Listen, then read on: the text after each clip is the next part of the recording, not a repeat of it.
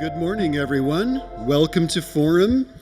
I want to welcome you, the few, the intrepid, that decided to get up and come down on this blustery, kind of cool and autumnal morning because you want to learn what's going on in our city, what's going on in the world of politics and life, and so thank you for coming.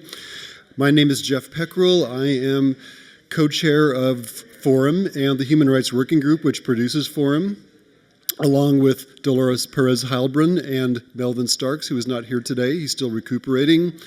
And yes, we welcome you to Forum. I'm just going to start with a few announcements before Dolores does the Ohlone land recognition and we have our presentation. Our speaker today is Tim Redmond of 48 Hills, who is going to enlighten us to what's going on in our city and a few ideas relative to the election coming up. Okay, in terms of announcements, next Sunday, we will have our very own Bruce Newberger and Marty Vanderland. He will be interviewing Bruce about this book that Bruce wrote called Postcards to Hitler, A German Jew's Defiance in a Time of Terror. If you don't have this book, you have a chance to get it before next week and read it. It's going to be a good session next week. The week after that, we will have Dolores and a few other people who attended the UUA annual conference, General Assembly it's called, which was held in Georgia this year, I think so, in Georgia, talking about acts of immediate witness, which are certain resolutions that were done at the forum and what they mean and what the church has decided basically about certain important issues.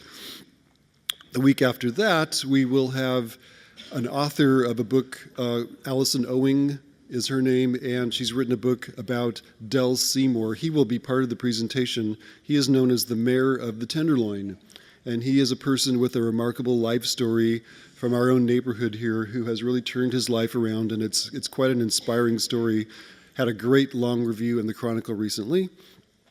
And the weekend after that, let's see, I think the weekend after that is when we have CURB, Californians United for a Responsible Budget. They will be speaking about efforts to close prisons and reform the carceral system in California. Okay, I have a couple more announcements.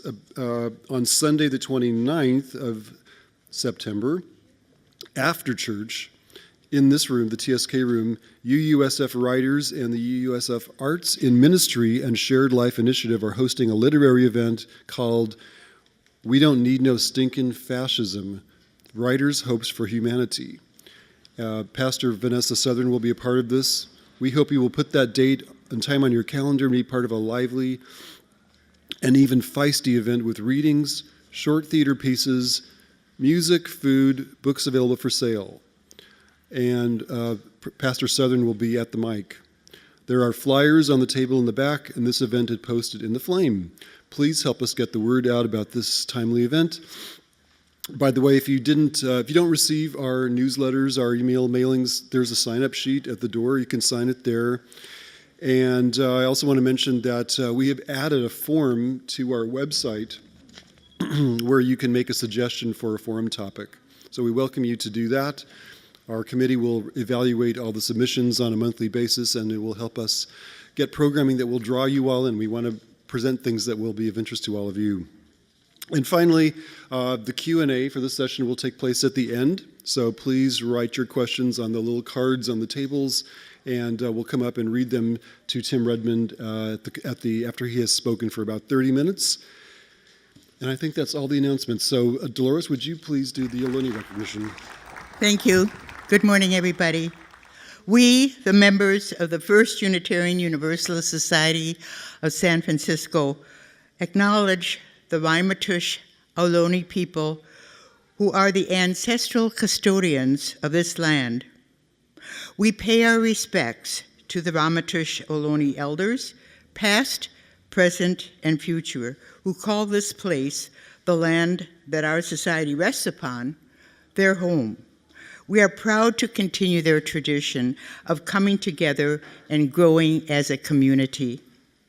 We recognize that as the original stewards of this land, the Ohlone and other indigenous peoples have understood the interconnectedness of all life and maintained harmony with nature for millennia. We thank them and honor them now for their enduring commitment to our Mother Earth. And now we are very pleased to have one of our best friends come again to talk to us about the election. Tim Redmond is editor and publisher of 48 Hills, San Francisco's online independent community news and culture site.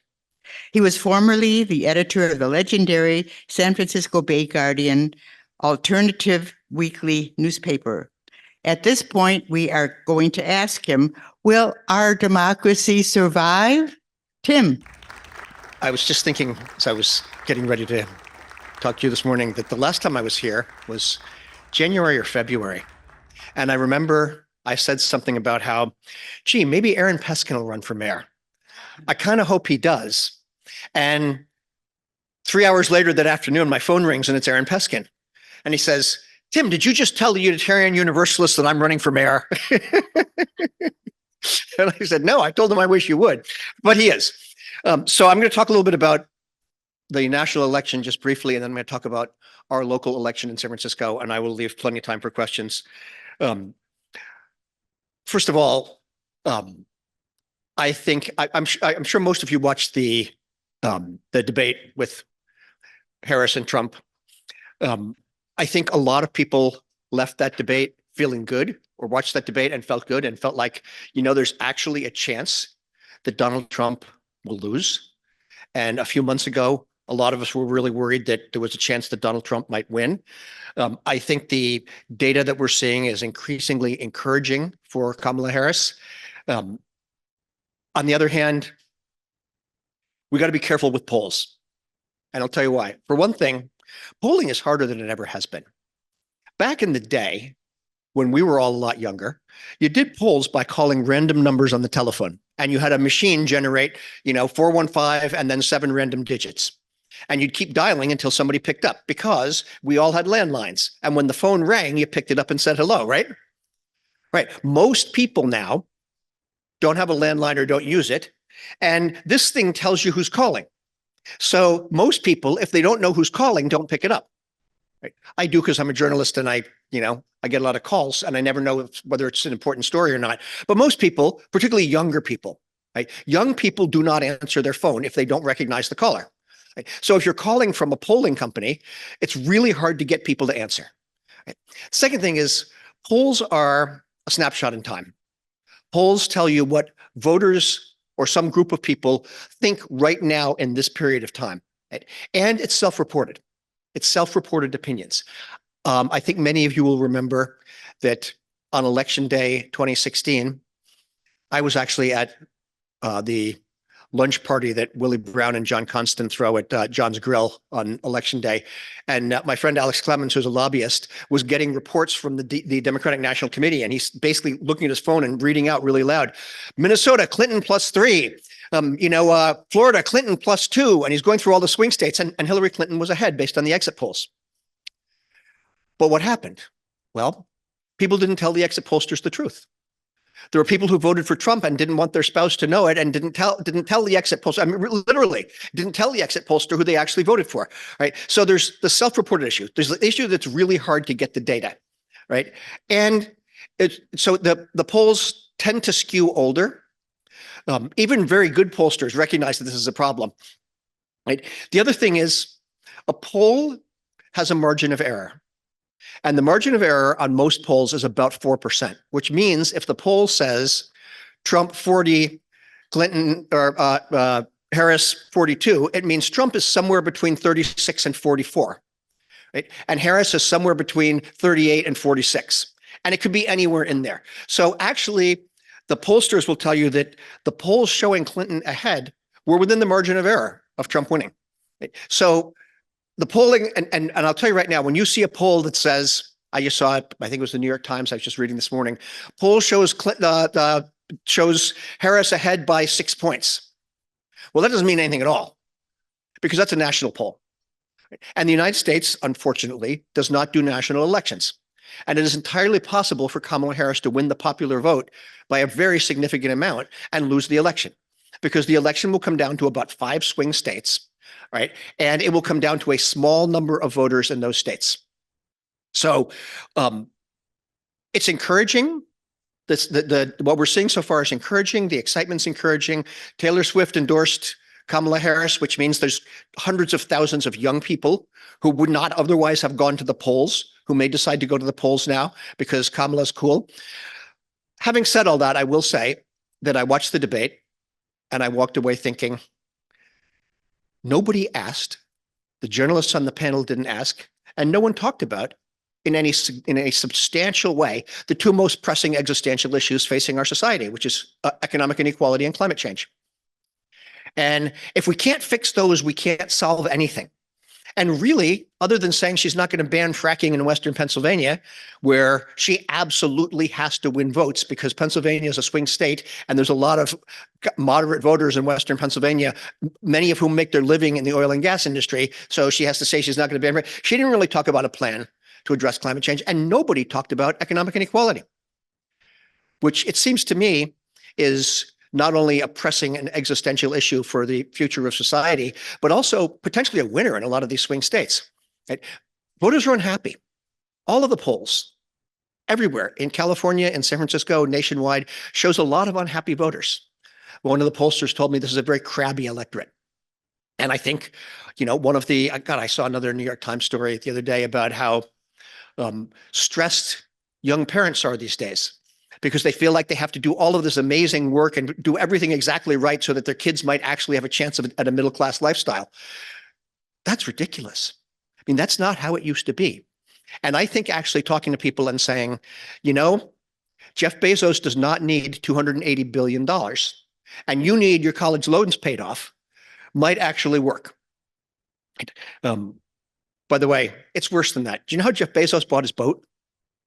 This tells you how bad things have gotten with the billionaires in this country. Okay, so Jeff Bezos has a $300 million yacht. You may have heard about this, right? How did he buy it? Did he sell some Amazon stock and use that to buy his boat? No, because he would have to pay capital gains tax. So what did he do? He borrowed against the equity in his stock from a bank and used that to buy the boat, which, by the way, he bought in Europe. So he didn't pay any sales tax in the United States. He didn't pay any capital gains tax, and he will probably write off his loan repayments off his taxes, claiming it's for business purposes. Right? This is the billionaire strategy now, right? You have huge amounts of assets, you borrow against them, and then when he dies, by the way, his heirs will inherit that stock. And if they sell it, they won't pay any capital gains tax whatsoever on the value of the stock when Jeff Bezos got it. They only pay tax on capital gains after they inherit it. So all of those billions and billions of dollars that Jeff Bezos has made in assets will never get taxed. Will never get taxed. And meanwhile, generations of young people can't afford to buy a place, can't afford a home, can't afford the rent, and can't afford their student loans because it's become so expensive to get an education. I don't know. I think that's a winning issue, but neither of them talked about that. Anyway, while we're talking about billionaires, let me move to San Francisco. Right.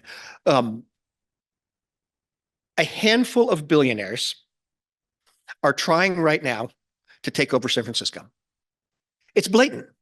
It's a coup. They're trying to take over the politics of San Francisco. And they succeeded this spring. They won the majority of the Democratic Party. We're talking about a small handful of people. Chris Larson, who is the executive chairman of Ripple.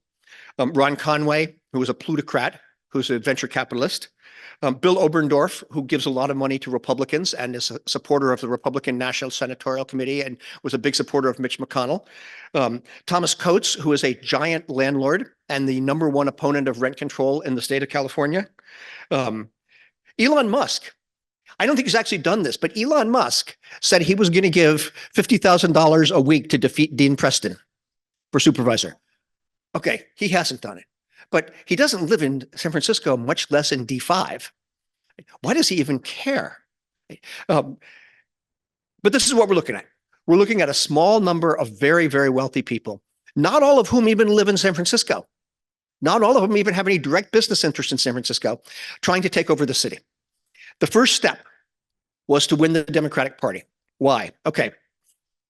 This is a high turnout election. Probably in San Francisco, turnout will be above 80%. And that is because lots and lots of people are going to turn out to vote against Trump. They're going to turn out to vote for the Democratic ticket for president. Many of these folks do not normally vote in municipal elections. A municipal election where there's no presidential might get 50% turnout, might get 60% if it's really exciting. So there's a lot of people who are going to vote this time for the Democratic ticket who don't pay a lot of attention to local politics. Right?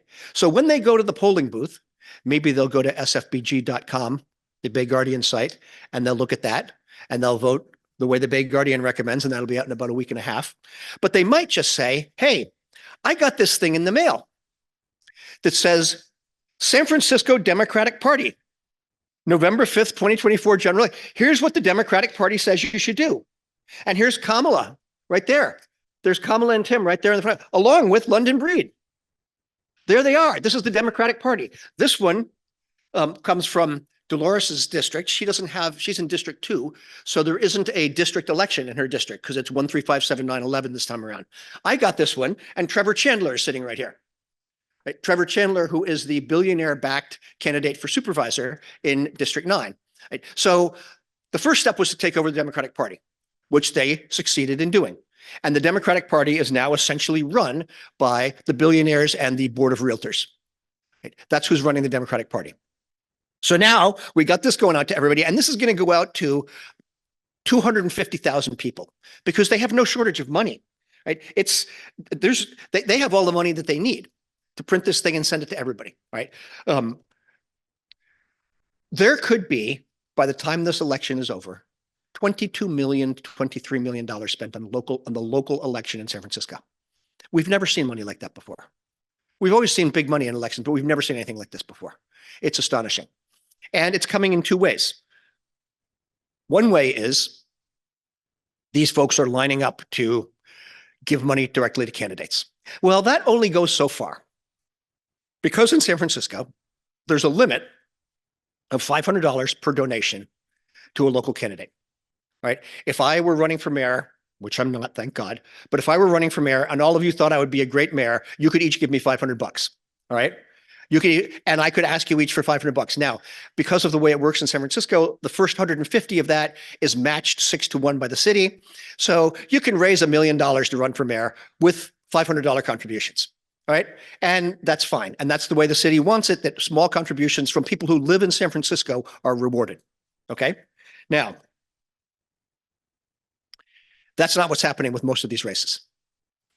The Supreme Court of the United States, in its wisdom or lack thereof, has concluded that money is free speech, which means that if I run for mayor of San Francisco and Art decides, God, that's the worst thing that could ever happen in San Francisco is have Tim be the mayor, right? And Art's got $10 billion in stock that because his company just went public.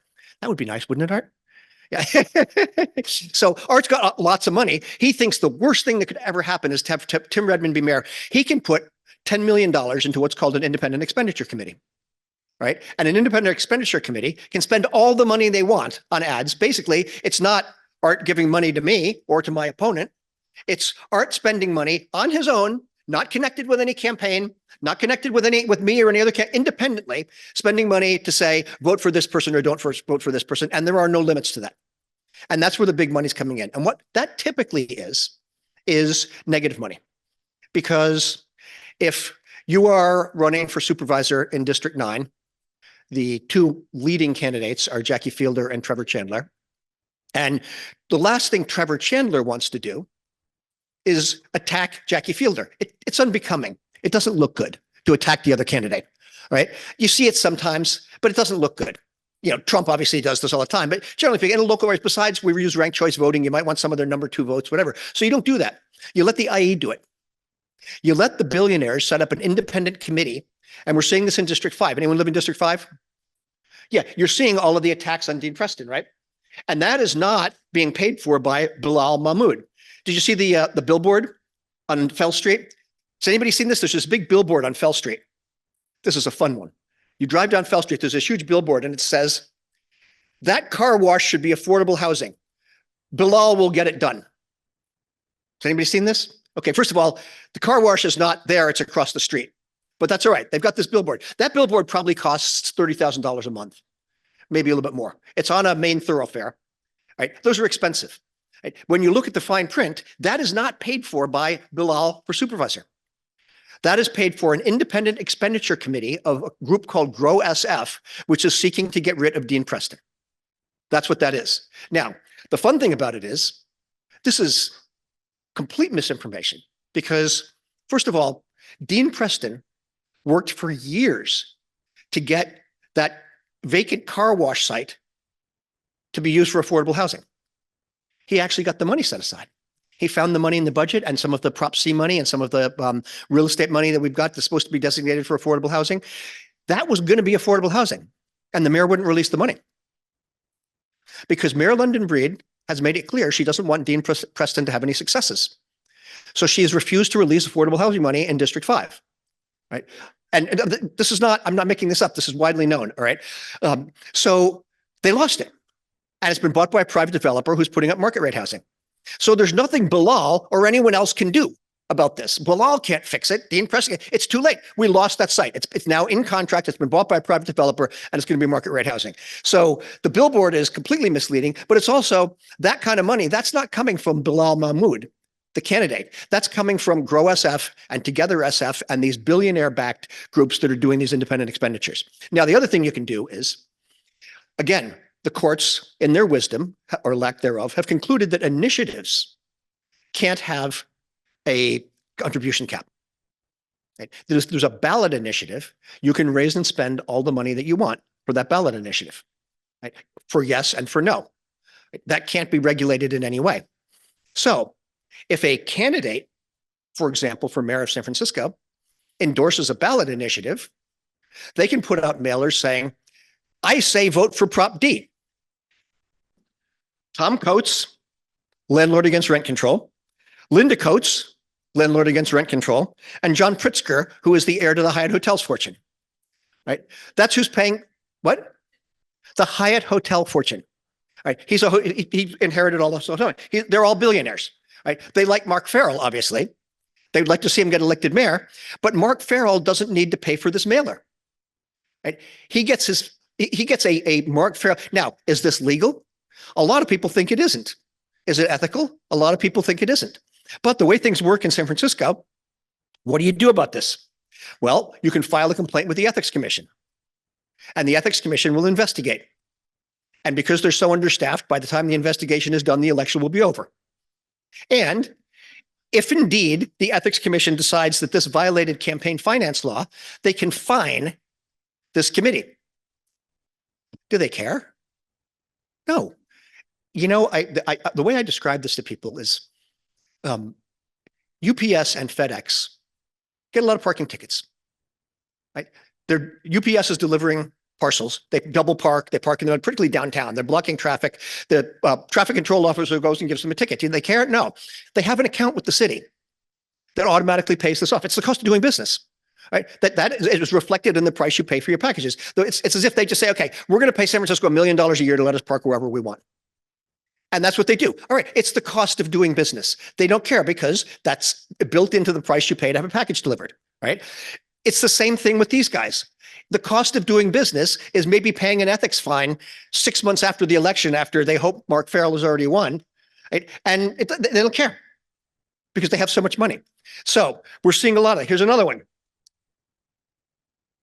I'm voting yes on Prop D to eliminate bureaucracy and waste in City Hall. Former interim mayor, Democrat Mark Farrell. This is an ad for Mark Farrell for mayor. Paid for by Tom Coates, Linda Coates, John Pritzker. We're going to see a lot of that. All right, here's another fun one. Okay. Most of you will recognize this, right?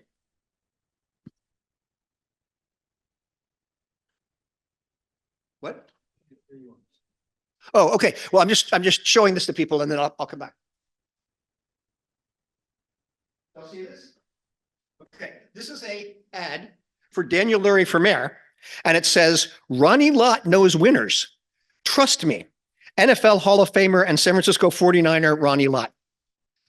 Okay. Ronnie Lott, here, I can hold this up and people can see it too. Ronnie Lott supports Daniel Lurie for mayor. Now, again, Maybe that makes a difference. How many people here recognize the name Ronnie Lott? Okay. How many people do you think under 30 recognize the name Ronnie Lott? Not a lot. All right. And the reason for that is he retired from the 49ers. He was a star 49ers player, right? And a good guy generally. And he retired like 25 years ago. He hasn't played football in a long time. Nevertheless, this is aimed at, and I know how this is targeted. Did anybody else get this one? You did. Yeah. This is aimed at older homeowners is who's getting this mailing, and probably some older renters, right? But here's the interesting thing about it. Whether it makes any difference that a former professional football player endorses a candidate for mayor.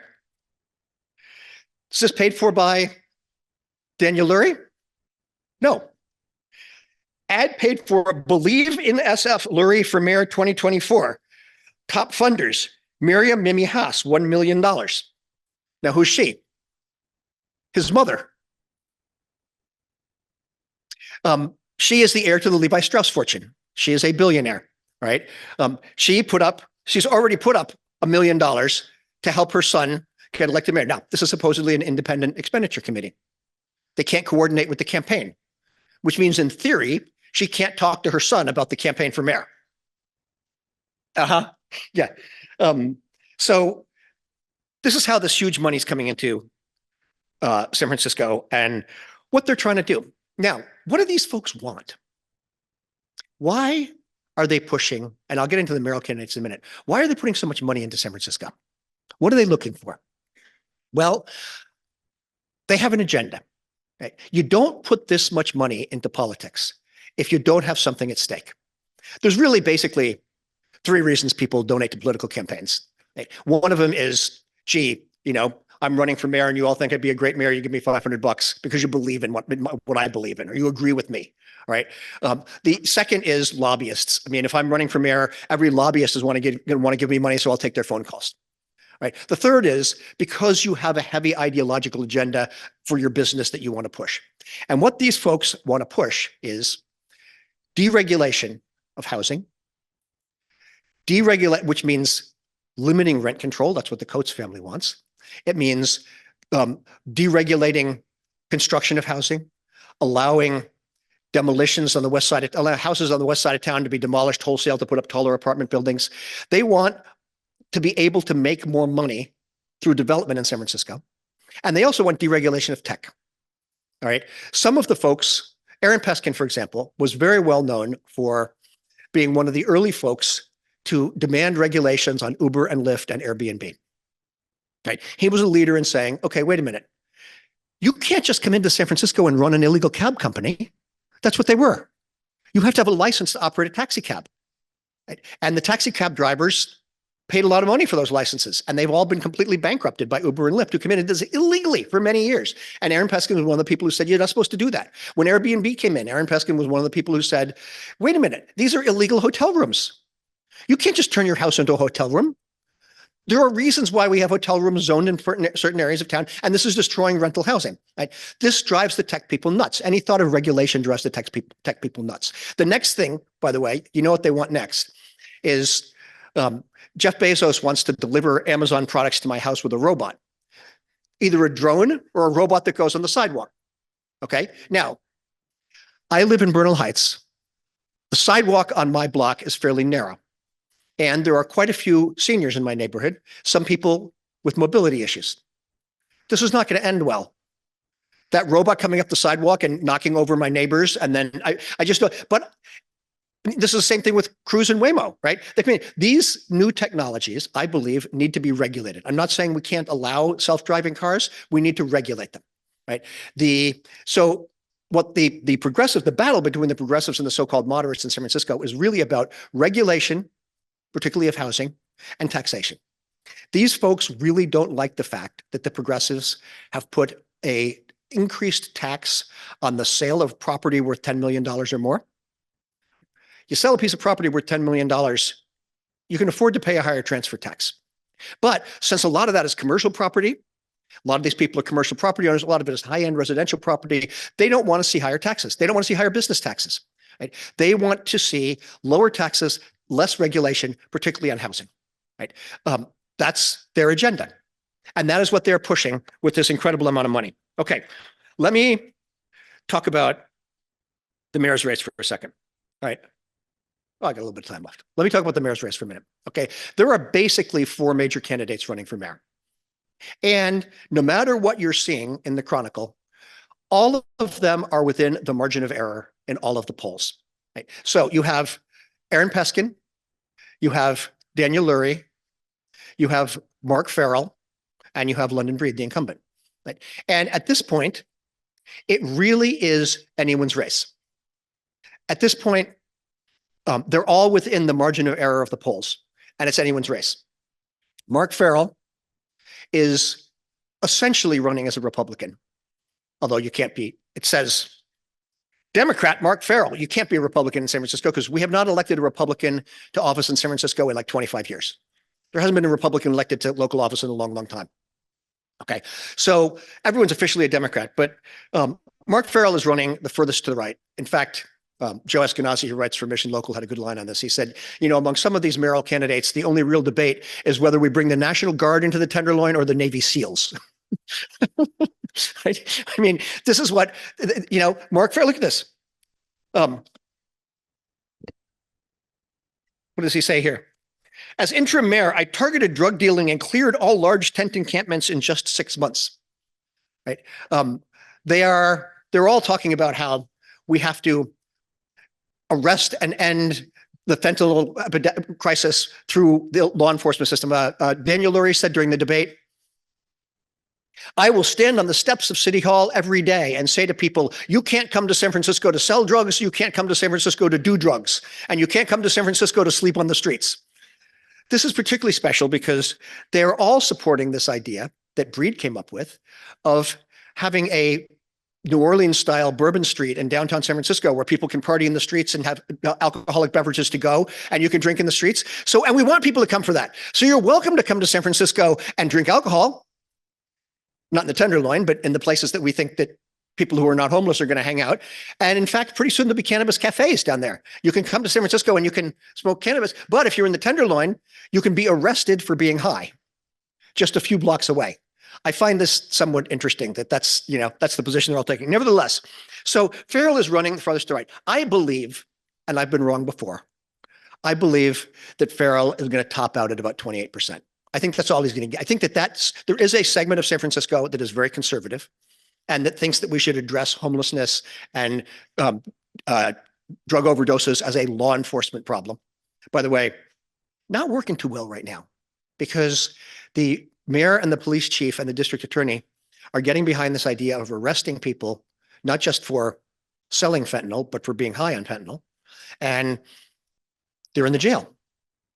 And I've been in a bunch of jails, mostly as a journalist, a few times from political protests. Have any of you been to the county jail in San Bruno, San Francisco County Jail? Okay, as jails go, and jails are not lovely places, but as jails go, it was a pretty chill jail. All right, I've been there a bunch of times, not under arrest, but doing stories. And it's during the day, the prisoners are out of their cells in a day room. Each of the pods there has a little exercise area. And during the day, typically, all of the inmates in the morning go to a class. They're getting their GED, they're learning bicycle repair, they're doing yoga, they're doing something, and then they have the afternoons in the day room. And as I say, it was pretty well run under Mike Hennessy and Ross Mercury and in the early days of the current sheriff. But now the jails are on lockdown all the time. Why? Because they're taking people who are coming down and going into withdrawal from fentanyl, and some of whom have serious mental health issues, and they're throwing them in with the general population in the jail, where the deputies are not trained and not able to handle this population. Right? And the jails are now overcrowded again. Right? With a very different and very difficult population that basically the mayor's position is just get them off the streets and put them in jail. Right? It's gotten to the point where, again, I'm quoting Mission Local here, it's getting to the point where, most of the time, county jail is a way better place than state prison. Right? County jails are less violent. They're less high. The inmates are generally people who are on less violent offenses. Basically, you stay in county jail for crimes up to a year.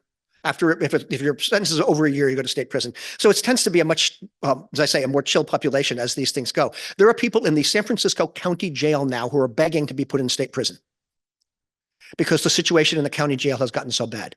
And that's because we're trying to treat all these problems as a law enforcement problem. And that's, okay, so Farrell's leading in that. Breed, London Breed, for the last 6 months has been running very hard to the right. She has been running on more law enforcement, more crackdowns, sweeping the homeless people out of the city, and putting more and more money into the police. Right? And she's also running on a platform of deregulating housing. Part of this is because the state's forcing us to do it. But Breed has this idea that we should take all of the neighborhood commercial corridors in San Francisco that are well served by transit. For example, Clement Street, Geary Boulevard, 24th Street, right? A lot of these neighborhood commercial boulevard streets that are well served by transit, and we should upzone them to 8 stories. We should allow all of those the buildings that are now capped at about 3 or 4 stories to be able to build up to 8 stories. Right? The reason for this is that she says this will bring down housing prices. This is something that the folks who call themselves YIMBYs talk about a lot, that the reason we have such a housing shortage in the United States and in San Francisco, the reason we have such an affordable housing crisis is we have a housing shortage, right? And the answer to the housing shortage is simply build more. If we build more housing, then prices will come down. So therefore, we're going to upzone large parts of San Francisco to 8 stories. Now, the problem with this, of course, is if any of you go walking through these neighborhood commercial corridors, let's take Clement Street for a second. First of all, you've got storefront commercial, right? You've got storefront commercial, and it's mostly small businesses. On Clement Street, a lot of Asian-owned businesses, restaurants, right? In order to build 8-story buildings in that corridor, you have to demolish what's there now because there's no empty space, right? So you got to demolish the building. You demolish that building, and the rent-controlled renters on the 2nd and 3rd floor have to go. The small business on the ground floor has to go, and none of them are coming back. They're just not, because it'll take 3 years to build that building. The tenants technically have a right of return, but they will have moved on. They will have gone someplace else, right? That building will no longer be rent-controlled because you can't put rent controls on any building after 1979. We'll talk about that in a second. Right? And the rent on that ground floor commercial will be so much higher that those small businesses will be gone. But that's okay, because we have to do whatever is necessary to bring down housing prices. And to do that, we have to build more. Okay, yesterday, I heard a very interesting talk at Noe Valley Ministry by a gentleman named Patrick Condon, who's written this book called Broken City. Patrick Condon is a city planner and a professor at the University of British Columbia who has lived in Vancouver for years. And he used to believe this. He said he spent much of his career working in Vancouver, which was looked at as a model of urban planning, where they increased downtown density, doing only infill, no suburban sprawl, only infill. And they have tripled the number of housing units in Vancouver in the last 30 years. And he says, if this was right, if upzoning and increasing the number of housing units brought housing prices down, Vancouver should be the cheapest housing in the country. It isn't. It's the most expensive housing in North America. They have built more housing than any central city in North America, and they have the most expensive housing in North America. Right? Because people who talk about density bringing affordability don't understand how the housing market works. I could spend an entire day talking about this, but I'll just let it go at that. If you want to, I mean, this is a really interesting book. As I say, it's a book by somebody who thought that that was right.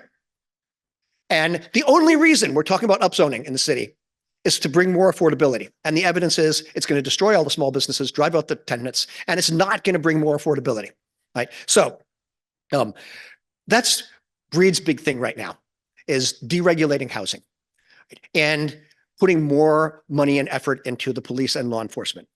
Lurie's main claim to be mayor of San Francisco is that he's the heir to the Levi Strauss fortune. And he started a nonprofit called Tipping Point, which raises money and gives it to groups. And I'm not saying Tipping Point has done bad stuff. They've done some good stuff.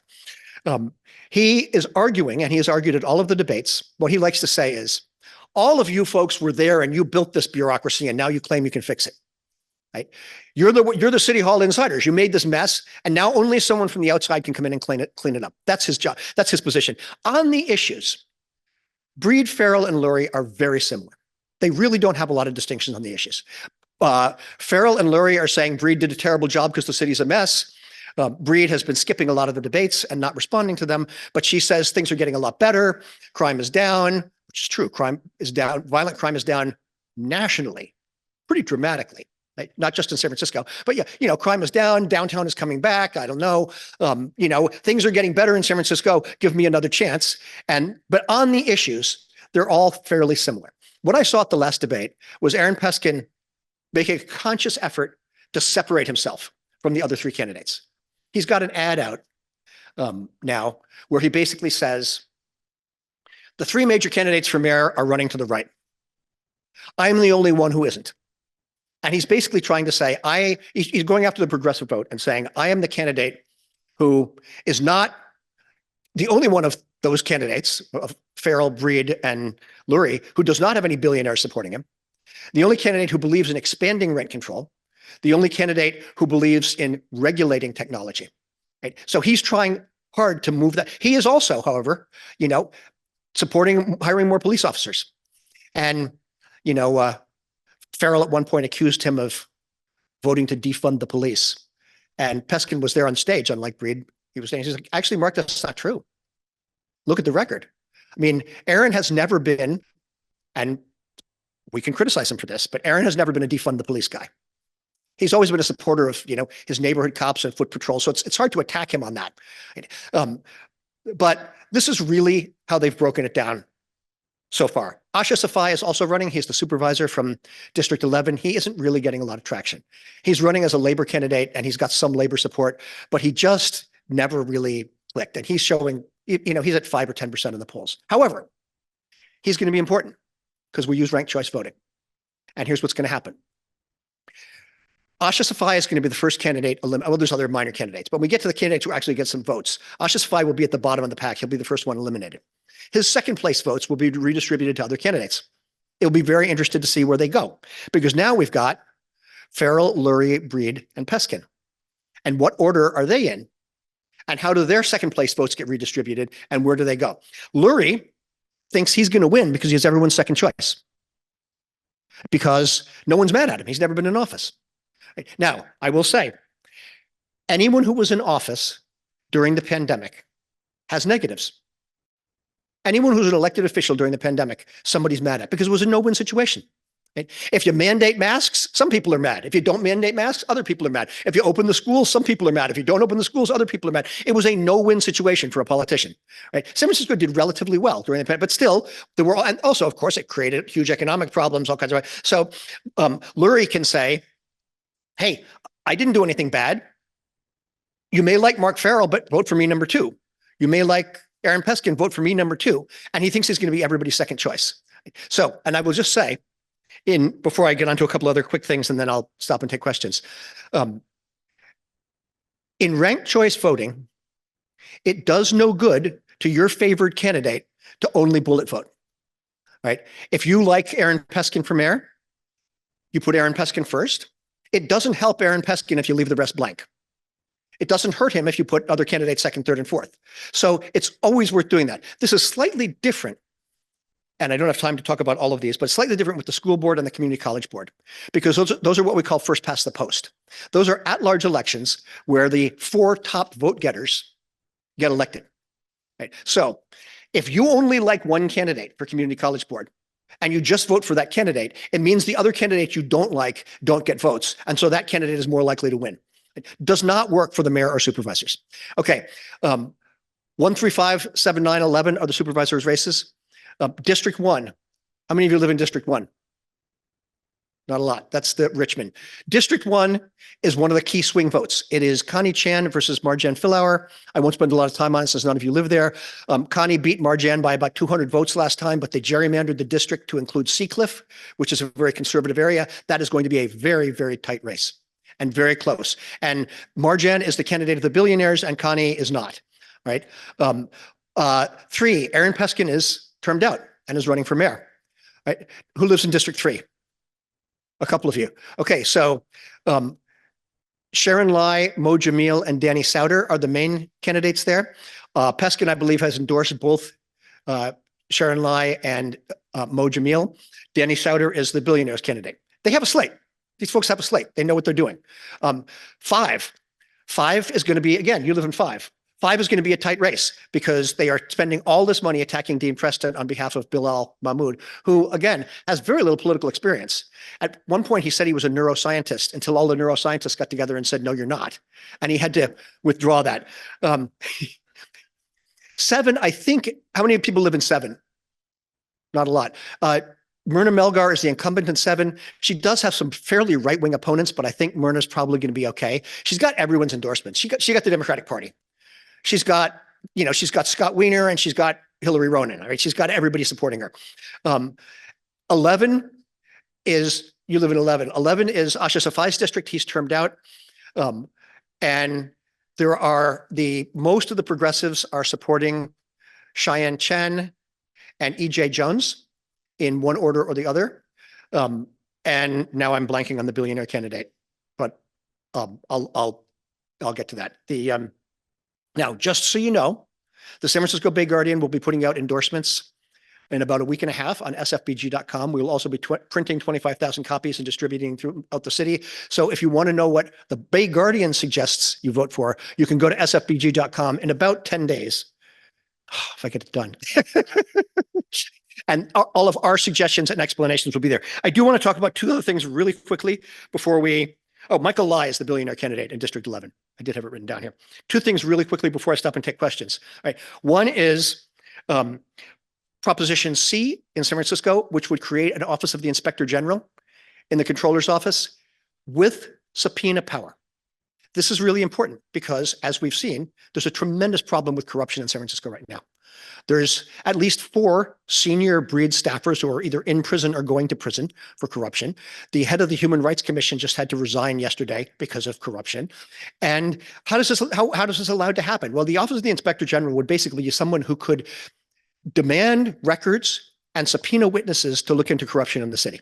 Right. And I think this is, it doesn't cost that much money to hire an inspector general and give them a couple of staffers. Right? The other thing is Prop 33, State Prop 33. And I just want to talk about this for a couple of minutes. Right.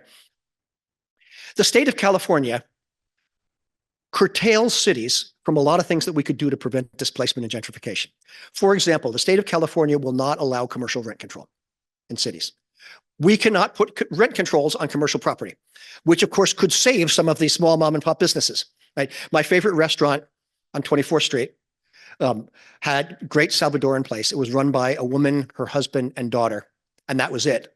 Right? The Sunrise Cafe, and they had great food. It was inexpensive. It was really cool on 24th Street. Well, she was paying $3,000 a month rent, and a new landlord bought the building and raised the rent to $8,000. And she said to him, "I can't do it. I can't do it. There's just 3 of us. We're working as hard as we can. And we can't do it." And he said, "Just triple your prices." And she said, "But then my clients can't eat here." And he's like, "Oh, there's rich people moving into the neighborhood. They'll pay." Right? So she's out of business. She's gone. We can't prevent that. The state will not let us do commercial rent control. The state will also not let us do residential rent control on any building built after 1979.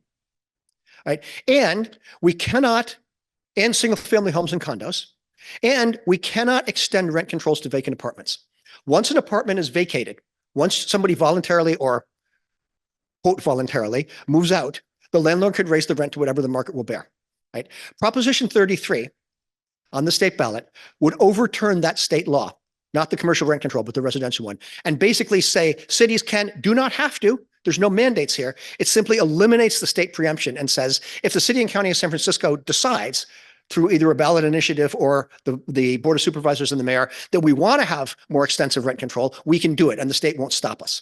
Right? The landlords are going to spend $100 million to try to stop this. So you're going to see a lot of ads on that. Okay, I know I'm out of time. I need to take questions. I'll stop there, and I will take questions. Thank you so much. Thank you so much. Absolutely.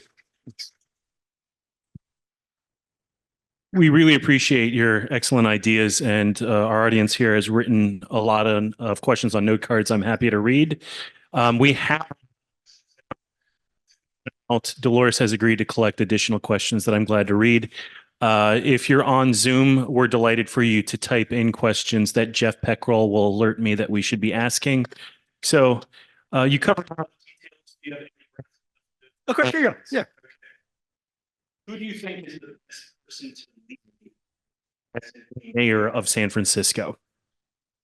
Okay, I'm going to say right now that I am not speaking as the editor of 48 Hills, because 48 Hills, because we're a 501c3, cannot make endorsements. Right? I can speak as the editor of the San Francisco Bay Guardian, and I also speak as myself. And I will tell you that I'm voting for Aaron Peskin. Now, I'll also tell you, I will right now acknowledge my potential bias, which is that both my son and my daughter are working on the Peskin for Mayor campaign. But they're out of school and gainfully employed, and that makes me happy. Okay, so that is who I think would be the best leader for San Francisco because of the issues I just talked about. Because I think Aaron Peskin actually believes in taxation of the rich, and he believes in regulation of technology and of housing. And I also think that at a time when we have so much corruption in City Hall, Aaron Peskin has never been accused of taking bribes, of corruption, or anything else. He's always had a very clean political record. And I think he's smart as hell, and he knows how to run a city. Thanks. San Francisco, the closure of the state mental hospitals. Is it would it be mentally ill people on the streets of the jails?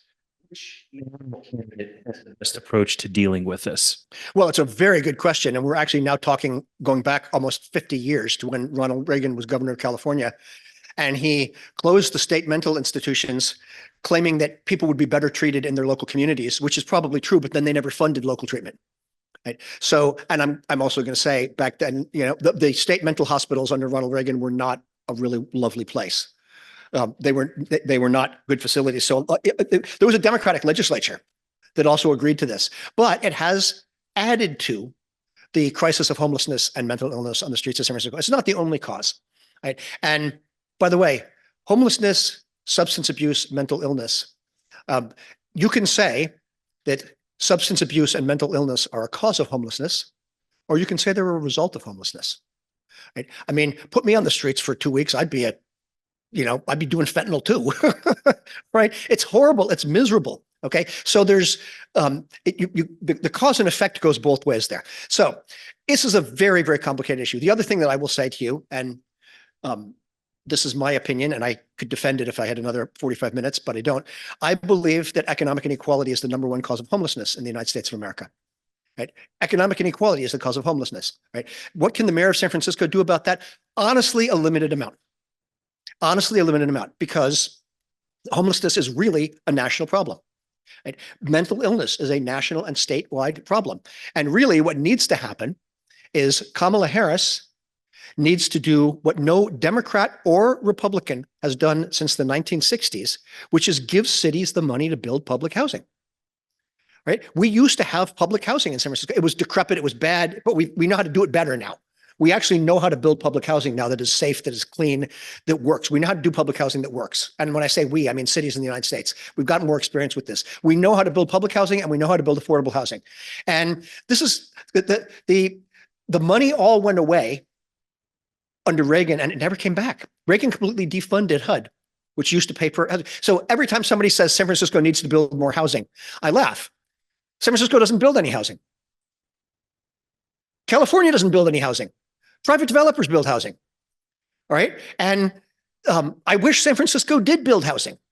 So what can they do? I think that the mayor can either address this as a public health, economic equity, and housing issue, or they can address it as a law enforcement issue. And I think 3 of the 4 major candidates have said themselves, and I'm not putting words in their mouth, they are all talking about this as a law enforcement issue. You had mentioned one of the candidates has not taken bribes, as far as you know, or had any corruption. Yes. This question's in relation to corruption Yes. at City Hall. Would you hazard a guess as to the percentage of corruption at San Francisco City Hall that we know about?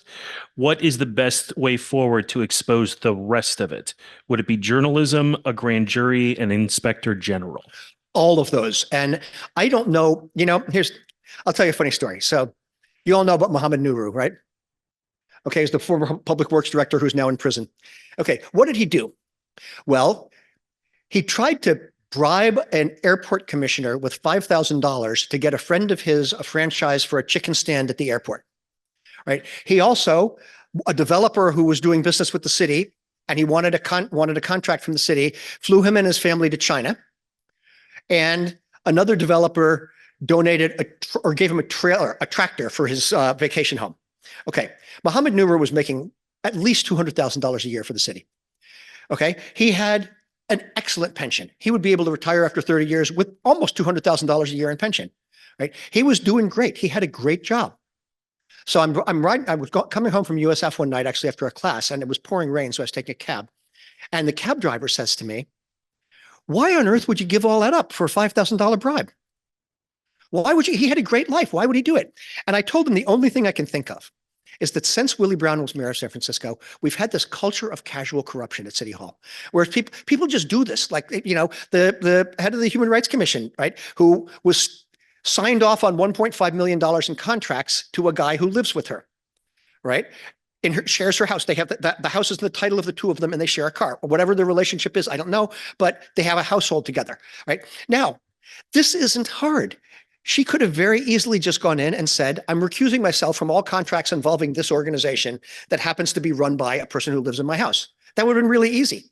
Why didn't she do it? I don't know. I mean, she's got a great job with a good pension. She did. Why did she do this? Because there's this attitude at City Hall for so many years that no one's watching and that you can just do this. And so what we have is not billions of dollars in corruption. What we have is lots and lots of low-level corruption going on. And I think part of that is, of course, the decline in local journalism, although the Chronicle was never terribly good at exposing corruption at City Hall. I think that we're seeing, I'm another whole lecture for another time, but I think we're starting to see a revival of community-based journalism in the online nonprofit world, like 48 Hills, Mission Local, The Standard. Sometimes The Standard's done a good job on some of these corruption scandals. Right? That's why I think we need an inspector general, because, the cops aren't going to do this. The district attorney's office is certainly not going to investigate corruption at City Hall, certainly not under the Breed administration. We need an independent inspector general who, again, has the ability to do what the supervisors don't, what even the DA in most cases doesn't without a grand jury, which is to subpoena documents and compel witnesses to testify. And that's how you get at this. And that's why I think the inspector general measure is so important. You had criticized the print and traditional media in San Francisco. Is there a website that we could go to get more information on the real problems facing San Francisco? Well, I think, obviously I'm biased. I run 48 Hills, and 48hills.org is a digital daily newspaper. And we live on donations. There's a little donate button there. We're doing a big gala fundraiser in a few weeks at the Green Room at the War Memorial. There's information about that on the site, 48hills.org. And we do the best we can with what we have. If we had more money, we'd do more. I think Mission Local also does a good job with what they have, talking about some of the problems in the city. They're more of a community newspaper than a citywide newspaper. There's a lot of stuff in there about the mission, but they also do citywide stories. There are some good reporters at the Standard who are trying to break big stories about corruption, even though the Standard is funded entirely by Michael Moritz, who I didn't mention before, is another of the billionaires who are putting a lot of money into these front groups that are trying to take over San Francisco politics. And I know it must be difficult for my friends who work at the Standard to know that their paychecks are signed by a guy who's putting hundreds of millions of dollars into trying to change the direction of San Francisco politics. There has been some good stuff at the Chronicle. The Examiner, I'm afraid, isn't getting much traction anymore. I don't think that their business model is really working out for them. But look, at this point, I believe in all local journalism. I have criticized the Chronicle and the Examiner and the mainstream media for many, many years. I still continue to do that. Sometimes I criticize the Standard. Sometimes I criticize the Standard for hiring a bunch of reporters who don't really understand San Francisco politics. But nevertheless, at this point, we need all the local journalism we can get. So some of our listeners are extremely tech savvy. Some need a little bit of help. The website, if we go into the web browser, is it 48hills, HILS.org? Numeral 4, numeral 8, HILLS.org. Thank you. And if you go to that site, there's a place to sign up for our newsletter. And then if you give us your email address, 3 or 4 times a week, we'll send you an email with all of the stories in it. So then you don't actually have to go on your browser and go to the site.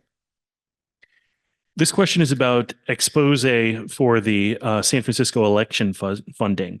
Are there any articles written about this as exposés?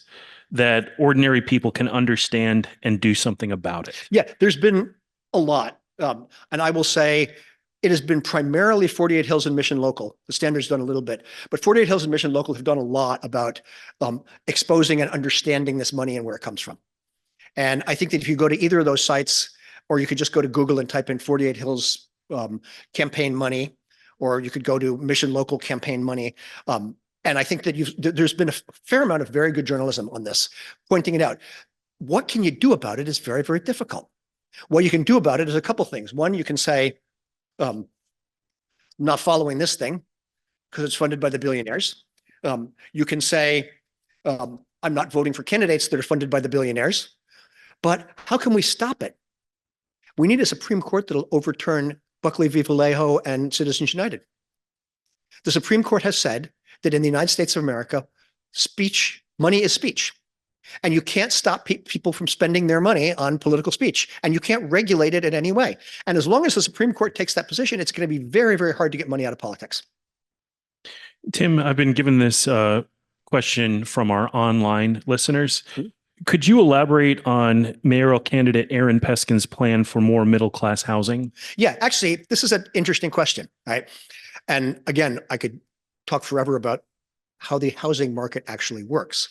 But developers are not going to build housing for the middle class in San Francisco. It's never going to happen because the rate of return on investment isn't high enough. The cost of land is too high. And again, these folks are funded by global speculative capital. That's who's funding housing construction. And global speculative capital goes where the return is highest. And if you can build an apartment or you build a condo in San Francisco that you can sell for $1.2 million, why would you sell it for $400,000? Right? It's a demand-based market, and the demand is there. And anyway, so how do you build housing for the middle class? Right? Well, some of it you can do with subsidies.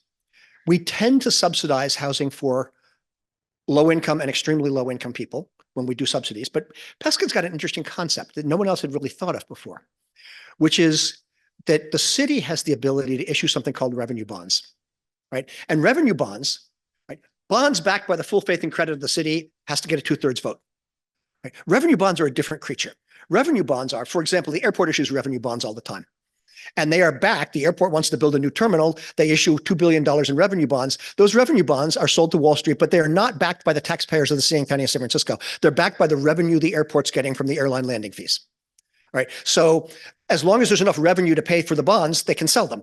Right? But if the airport goes into default on those bonds, it doesn't come out of our property taxes. It's a separate creature. Right? So Peskin's got a plan to use the city's revenue bonding authority to create financing for middle-class housing.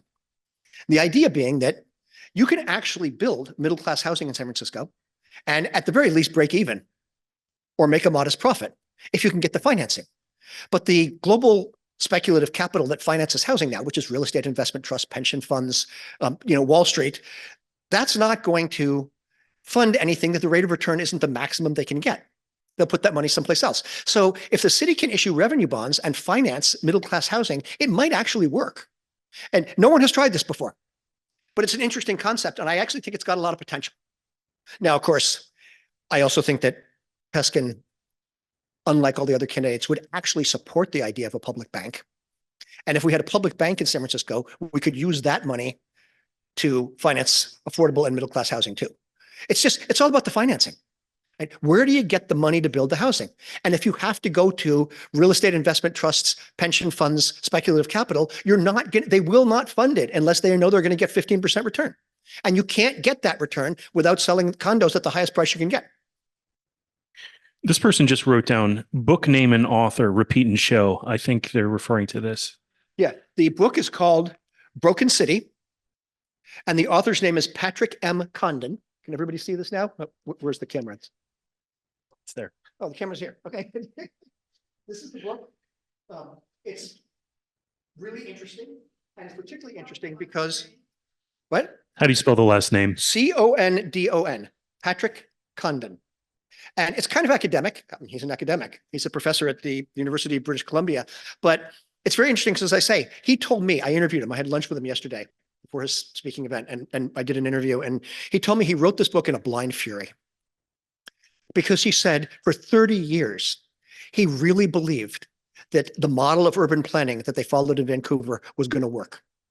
And he felt like, we've all been lied to. This YIMBY idea that density is going to bring more affordability and that what they're doing in Vancouver is a model for the world was not true. It did not work. And, he described himself not as a theorist, but as an empiricist. He says, as an empiricist, I look at the data. Vancouver did exactly what the YIMBYs want. They built the most new housing of any central city in North America. And they wound up with the most expensive housing of any central city in North America. Along those lines, there's Proposition 33 on the ballot. Yes. Could you explain this complicated proposition? Yeah, I think I just talked about Proposition 33. Proposition 33 would overturn something called the Costa-Hawkins Act.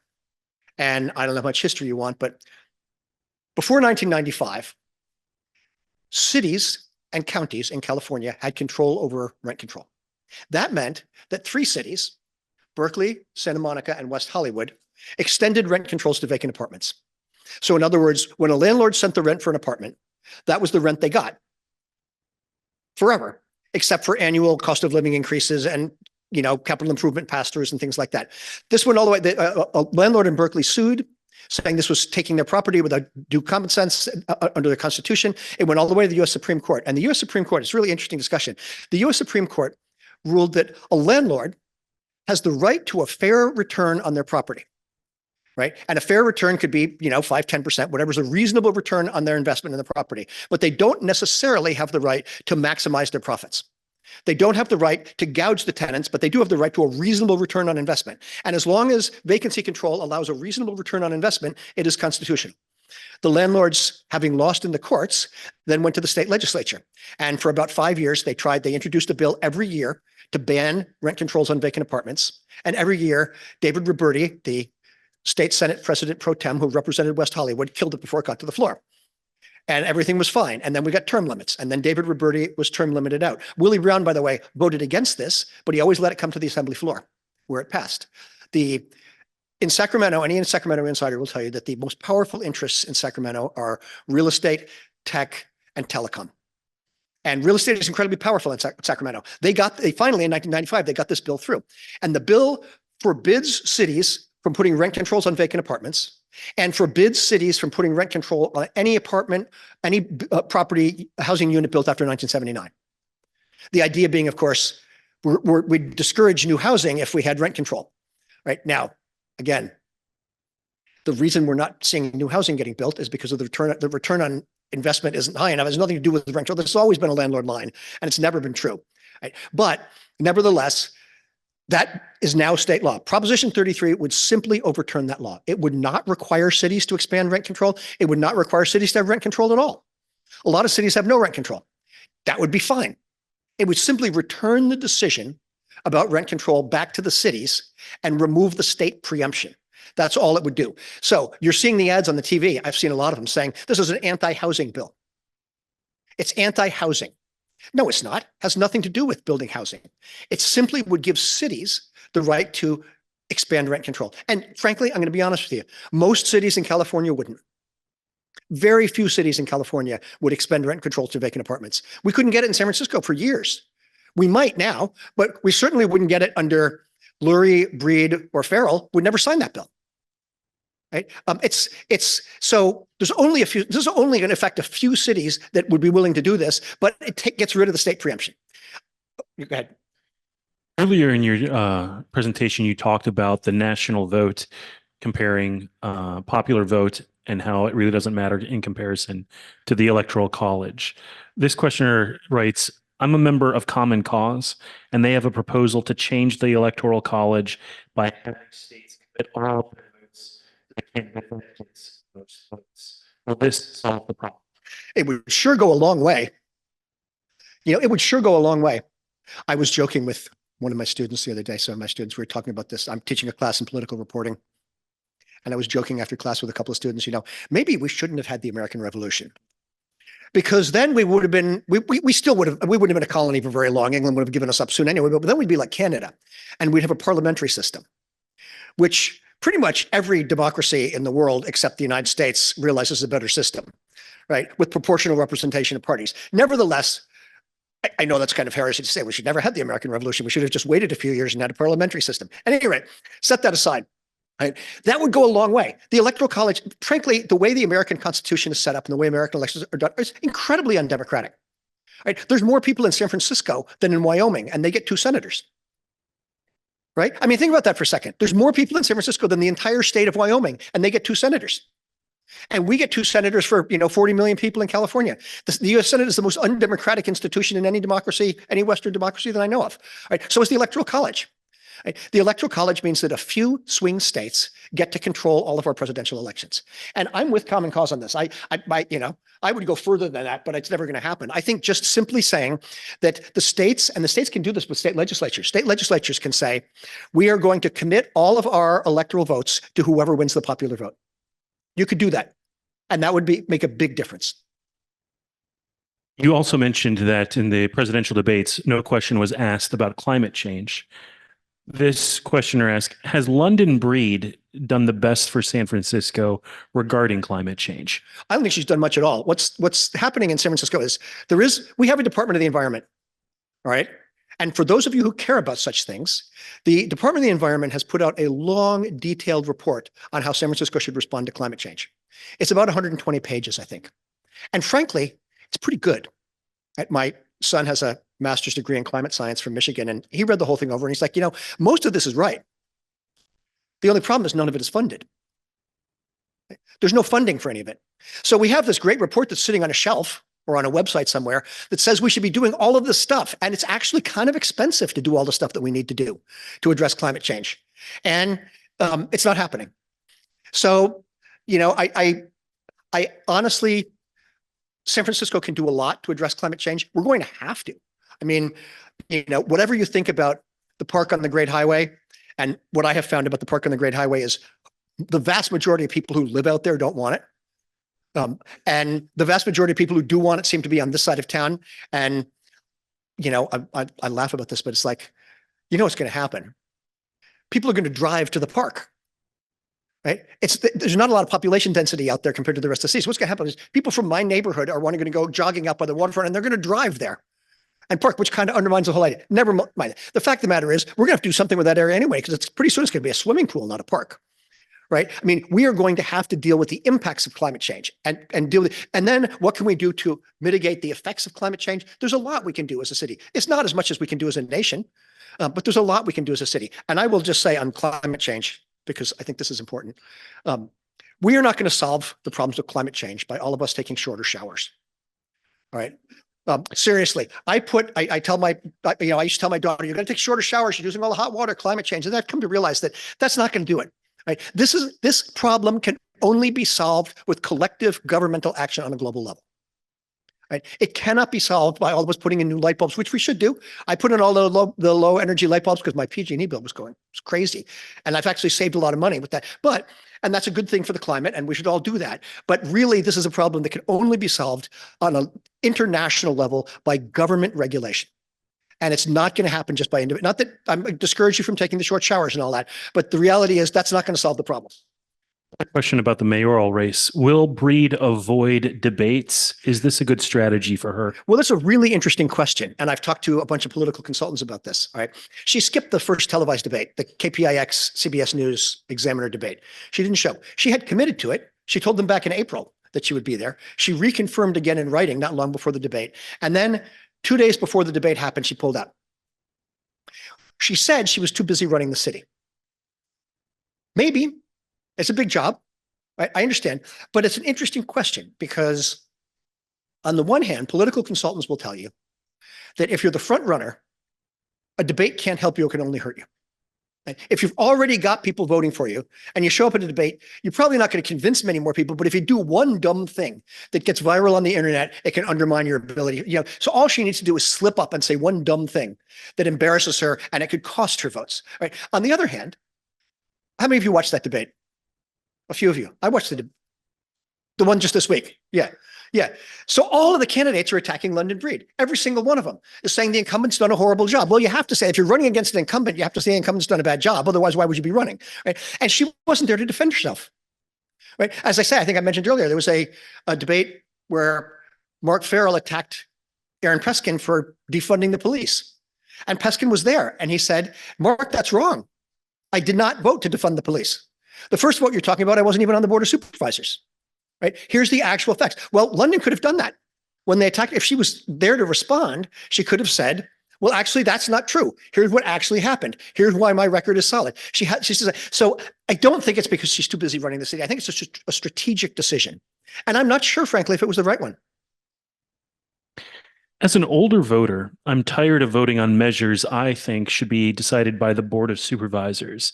I'm inclined to vote no as a protest. There's two reasons things get on the ballot, right? The initiative, the referendum, and the recall coming from the progressive era. On the statewide level, it costs too much to get anything on the ballot unless you're rich. But on a local level, you can actually put things on the ballot with volunteers going out and gathering signatures. And sometimes some of the things that go on the ballot are on the ballot because the Board of Supervisors wouldn't do it. For example, and the mayor wouldn't do it. For example, if Prop 33 passes and the Board of Supervisors passes a rent control bill that the mayor vetoes, right? I can see tenant groups going out and gathering the, whatever it is, 10 or 15,000 signatures to put that on the ballot to say, we can't get the chief executive to approve this, so we're going to go directly to the voters. That's what the initiative is about. And sometimes that actually happens, right? Sometimes it's just special interests raise a lot of money to put something on the ballot, right? Second, sometimes the supervisors put something on the ballot because 4 supervisors can put something on the ballot with their signatures. Some things you just can't get a majority on the Board of Supervisors for. So 4 supervisors will put something on the ballot. All right. Sometimes they put things on the ballot like this one here, which London Breed originally put this thing on the ballot, which would eliminate basically half of the city commissions. Right. I don't particularly like that idea, but the mayor put it on because she thought it would be a good thing to run on. And then Farrell one-upped her and said, oh, I support that too. And in fact, I'm going to put millions of dollars into mailers saying, yes, on Prop D, right? So that was there's no reason why that needed to be on the ballot, right? There are also a lot of things on the ballot that are charter amendments, that are changes to the city charter that have to be approved by the voters. Frankly, the city charter at this point is a mess. It's kind of like the Winchester Mystery House of city charters because we've added so many pieces here, there, and the other where. Most of these cities' labor agreements are in the city charter. Right? There's all this. So basically, what we really need is at some point, the next mayor needs to appoint an independent charter reform commission made not up of, not just mayoral appointees, but an independent citizen group to look at the city charter and recommend ways to, it's time. We haven't had a charter reform since the 1980s. Thank you so much for all of your answers in your presentation. I think we have time for 2 more questions. This questioner is asking, I'm going to try to read it verbatim. To be sure, what is the structure for how we vote for mayor? Can we put just one name on the list, such as Aaron Peskin? Yes, you can do it. You can choose, you can rank up to 10, but you don't have to. If you think, you know what, the only candidate I can stand is Daniel Lurie. The only candidate I can stand is London Breed. The only candidate I can stand is Aaron Peskin. You can just put that, you can just first choice that candidate. However, the way it works is when the lowest rank, the candidate with the fewest number of votes is eliminated, and their second place votes are bumped up to the candidates, the people who put them second. It does your first choice candidate no good to just vote for them, right? It might be that you really like London Breed, but you could live with Mark Farrell or you could live with Daniel Lurie, right? So you put them as your second choice and your third choice, right? It may be that you really like Aaron Peskin, but you could live with Asha Safai. So you put him as your second. It doesn't hurt Aaron Peskin to put others as second and third. And maybe you say, you know what? I'll do anything to have Mark Farrell not be the mayor. All right. So you rank all the other candidates and leave him off. Or maybe you say, I'll do anything to have Aaron Peskin not be the mayor. So you rank all the other candidates and leave that person off. This is, and again, I will quote Rebecca Solnit here. Sometimes a vote is not a love letter, it's a chess move. This question I'm going to try to get right. Is the situation in the East Bay and Berkeley to build more housing the same quote unquote scam as building more housing to supposedly solve the housing problems in San Francisco? I think the evidence, certainly from Vancouver and in this book, and the evidence that I have seen suggests that there is no direct connection between density and affordability. And that is just because of, it's capitalism. It's how housing markets work. Right? I do not believe that upzoning and building more market rate housing in Berkeley will bring prices down. I do think that, for example, and while this is highly controversial, I do think that building student housing in Berkeley may help with housing prices because the UC students then are not competing with other people for rentals. Great job. That bell implies we need to hear from Jeff Peckrell about next week's exciting forum. Thank you so much, Tim Redmond. Everyone come back next week. Bruce Neuberger will be having a conversation with Marty Vanderlaan about his book, Postcards to Hitler. So be sure to come back next Sunday for that. Thank you. Thank you all. Thank you for listening.